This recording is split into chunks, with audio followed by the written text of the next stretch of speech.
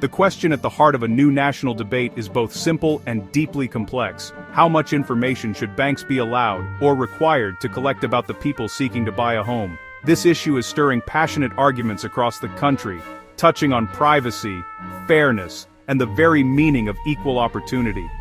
Should banks collect data on the race and sex of home loan applicants? For decades, this practice has been a cornerstone of efforts to monitor and prevent discrimination in lending. But now, some are questioning whether it's still necessary or even appropriate in today's society. A recent legal challenge has reignited this issue, bringing it back into the spotlight and forcing lawmakers, banks, and communities to reconsider where they stand. A conservative legal group is pushing to eliminate the rule requiring this data collection, arguing that it's an outdated mandate that infringes on individual privacy and burdens financial institutions with unnecessary regulation. Supporters of the rule, however, say the data is essential. Without it, they argue, it would be nearly impossible to uncover patterns of discrimination or hold lenders accountable for unfair practices. They point to decades of evidence showing that, left unchecked, bias can quietly shape who gets approved for a mortgage and who gets left behind. Critics counter that collecting such information is itself discriminatory, suggesting that focusing on race and sex perpetuates divisions rather than erasing them. They insist that lending decisions should be based solely on financial qualifications, like credit scores and income, not personal characteristics. This debate is about more than regulations. It's about the values that shape access to home ownership.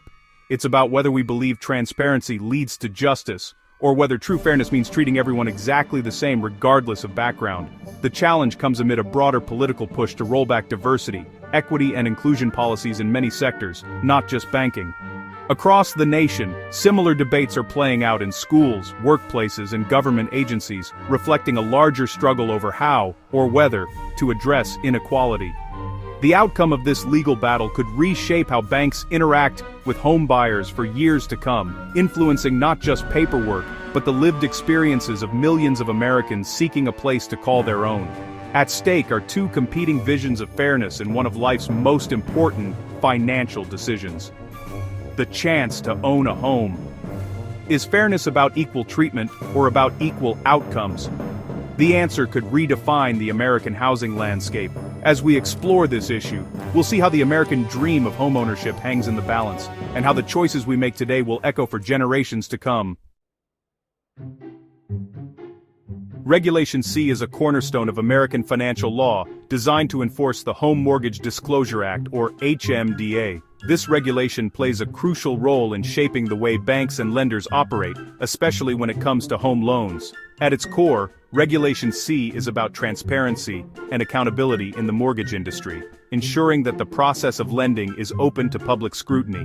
It requires lenders to collect and report detailed demographic data on every home loan applicant, including information about race, ethnicity, sex, and income. This data is then made available to the public, regulators, and advocacy groups, providing a window into lending patterns across the country. The origins of Regulation C are deeply rooted in the struggle against redlining, a discriminatory practice where banks systematically denied loans to people in minority neighborhoods, effectively shutting them out of home ownership and wealth-building opportunities.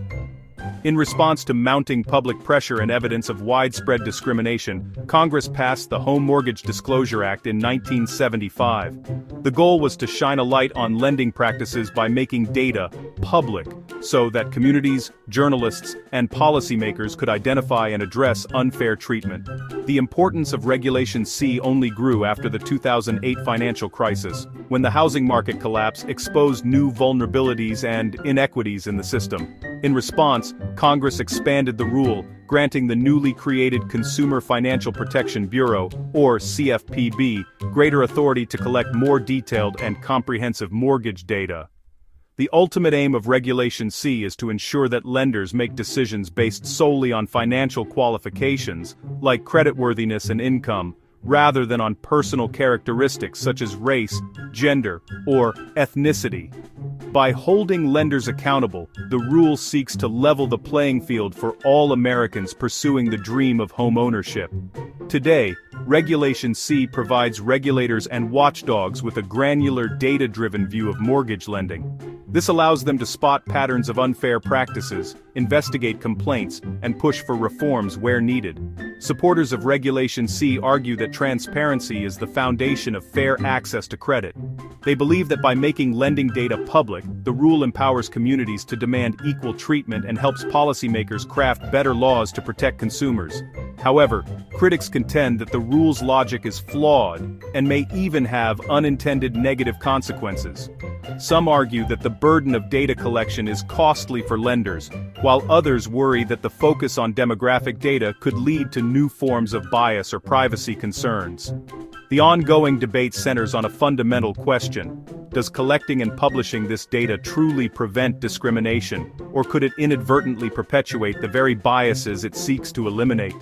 As the conversation continues, Regulation C remains at the heart of America's efforts to build a fairer, more transparent mortgage market.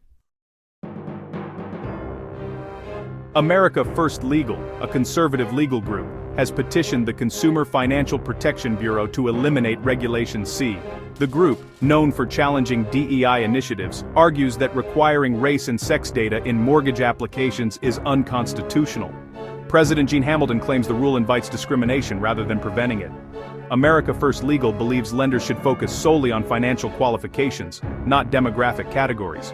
Their petition forces the CFPB to respond, setting the stage for a high-stakes regulatory battle. This move brings the debate over data collection and fair lending into the national spotlight. The outcome could have lasting effects on federal oversight of mortgage lending. America First Legal argues that Regulation C violates equal protection by compelling lenders to consider race and sex. They claim the rule pressures banks to meet demographic targets, risking reverse discrimination. The group warns that collecting sensitive data could lead to misuse and bias in lending decisions. Their position: true fairness means focusing only on financial factors, not group identity. They see the rule as a cure that's worse than the disease, incentivizing decisions based on demographics. America First Legal's solution: scrap the regulation and make lending strictly merit-based. They argue this is the only way to ensure equal treatment under the law. The challenge to Regulation C is part of a larger movement to dismantle diversity, equity, and inclusion policies. This campaign, backed by the current administration, seeks a return to meritocracy and colorblind policies. An executive order in 2025 directed agencies to eliminate rules seen as promoting preferential treatment. The CFPB's data collection rule became a prime target in this ideological shift. Critics argue that group-based policies create new forms of unfairness. The fight over Regulation C is now a flashpoint in America's ongoing debate over how to address its history of discrimination. Supporters of Regulation C argue that data collection is essential to fighting discrimination in lending. Without demographic data, they say, it's nearly impossible to detect or prove unfair practices. The rule's transparency deters bias and holds lenders accountable. Civil rights groups point to a history of redlining and subtle discrimination that still persists. They argue that ignoring race and sex doesn't solve inequality, it hides it. The data enables targeted enforcement and better policy design. For advocates, Regulation C is a vital tool for ensuring fair access to credit. The Consumer Financial Protection Bureau, or CFPB, was established in the wake of the 2008 financial crisis, a time when millions of Americans lost their homes and savings due to unchecked practices in the financial sector. The agency was designed to serve as a watchdog, protecting consumers from predatory lending, unfair banking practices, and other financial abuses. Since its inception, the CFPB has played a pivotal role in shaping the landscape of consumer finance in the United States, enforcing regulations, and holding powerful institutions accountable. Today, the CFPB is led by Acting Director Russell Vought, a figure whose views have sparked considerable debate. Vought is known for his skepticism toward the agency's mission, and he has publicly advocated for scaling back regulations such as Regulation C, which requires financial institutions to report detailed information about mortgage lending. His leadership marks a significant shift from previous directors who championed robust consumer protections.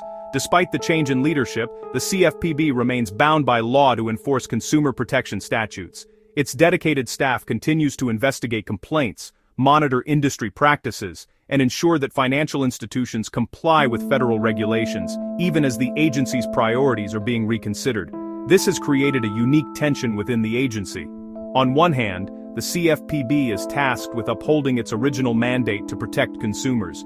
On the other, it is now guided by leadership that questions the very foundation of that mandate, leading to internal debates and uncertainty about the agency's future direction. Recently, Vaught appeared before Congress to request additional funding for the CFPB. However, this request was not a sign of renewed support for the agency's mission. Instead, it was driven by legal obligations, specifically the need to comply with court orders that require the agency to continue its enforcement activities, regardless of the director's personal views. As the CFPB prepares its response to a high-profile petition challenging its authority, the eyes of the nation are on the agency. Journalists, consumer advocates, and industry leaders alike are watching closely to see how the Bureau will navigate this period of uncertainty. The decisions made in the coming months will not only determine the CFPB's effectiveness as a consumer watchdog, but could also reshape the balance of power between regulators and the financial industry for years to come. Ultimately, the outcome of this debate could set a powerful precedent for consumer protection nationwide, influencing how Americans are safeguarded from financial harm well into the future. The fight over Regulation C is a clash between two philosophies: equity and meritocracy. Equity advocates say not everyone starts at the same line, so policies must address historic disadvantages. They see data collection as essential for identifying and correcting imbalances. Meritocracy supporters argue that fairness means treating everyone the same without regard to race or sex. They believe rules like Regulation C introduce bias by focusing on group identity. For equity proponents, removing the rule would hide discrimination. For meritocrats, the rule itself is unfair. This philosophical divide shapes the entire debate. The question: should fairness mean equal treatment or equal outcomes? As the CFPB reviews the petition, the future of fair lending is uncertain. The agency could revise, rescind, or defend Regulation C. Each path has major implications. The central question: is monitoring for bias worth making race and sex part of the process, or does true fairness require a colorblind approach? The CFPB's actions will set a precedent for consumer protection and anti-discrimination efforts. The outcome will affect millions of Americans seeking homeownership. This debate forces a national reckoning with how we define and pursue equality. The answer will shape the American dream for years to come.